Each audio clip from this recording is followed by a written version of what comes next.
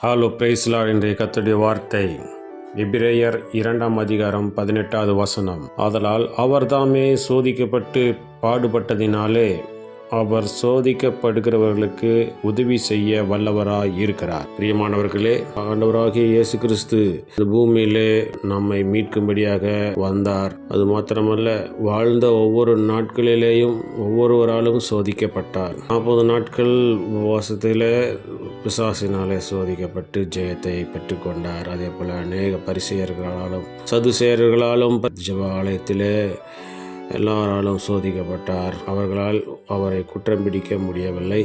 அது மாத்திரமல்ல, நமக்காக சிலுவையிலே ஆணிகளால் அடிக்கப்பட்டு வாரினால் அடிக்கப்பட்டு நொறுக்கப்பட்டு நமக்காக இரத்தத்தையும் தன்னுடைய ஜீவனையே நமக்காக கொடுத்து, நம்முடைய பாடுகள் என்ன என்பதை அவருக்கு தெரியும், நம்முடைய துக்கங்கள் என்ன என்பது அவருக்கு தெரியும், நம்முடைய வியாதிகள், நம்முடைய வேதனைகள், நம்முடைய எல்லா விதமான காரியங்களை அவர் அறிந்திருக்கிறார். ஆகவே இங்கே வேதத்தில் சொல்லப்பட்டிருக்கிறபடி அவர் தாமே சோதிக்கப்பட்டு பாடுபட்டதினாலே அவர் சோதிக்கப்படுகிறவர்களுக்கு உதவி செய்ய வல்லவராய் இருக்கிறார் என்று. ஆகவே அவருக்கு நம்முடைய பாடுகள் என்ன என்பதை நாம் அவர்கிட்ட சொல்லும்போது அவருக்கு தெரியும். நம்முடைய பாடுகளை அவர் அறிந்திருக்கிறார்.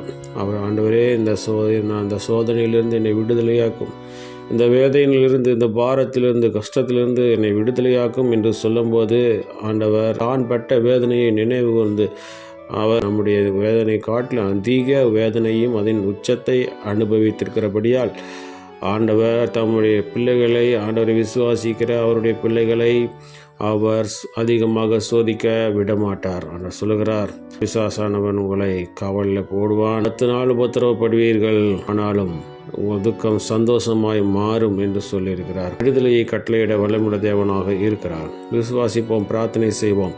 எங்கள் அன்பை நேசிக்குதான பரலோகத்தின் தந்தை, ஆசைப்பட்டதான அந்த நாளை நீர் கொடுத்த முடிய வார்த்தைக்காக நன்றி செலுத்துகிறோம். அவர் தாமே சோதிக்கப்பட்டு பாடுபட்டதினாலே அவர் சோதிக்கப்படுவர்களுக்கு உதவி செய்ய வல்லவராக இருக்கிறார் என்ற வார்த்தையின்படி ஒவ்வொரு பிள்ளைகளுடைய வாழ்க்கையில் இருக்கிறதான எல்லா பாடுகளை நீர் அறிந்திருக்கிறீர். அவர்களுக்கு இருக்கிறதான எல்லா வேதனைகளை மாற்றி போடுங்க, பாடுகளை நீக்கி போடுங்க.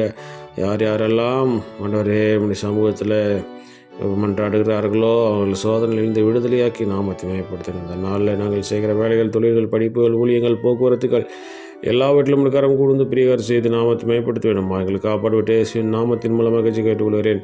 எங்கள் ஜீவனுள்ள நல்ல பிதாவே. ஆமேன், ஆமேன்.